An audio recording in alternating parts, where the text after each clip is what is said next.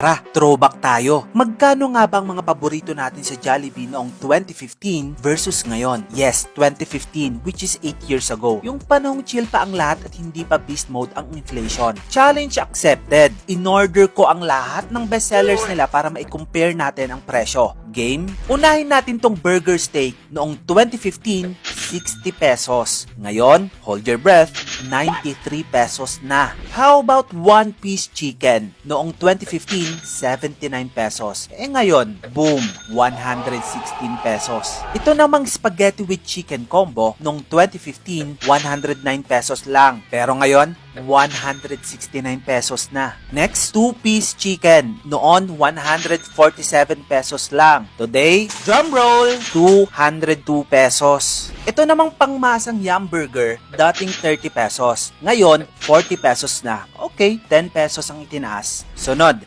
chicken sandwich from 119 to 149 pesos real quick.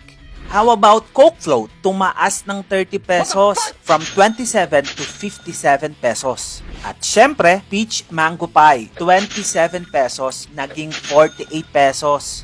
Pero eto, super meal, 125 pesos naging, wait for it, 212 pesos.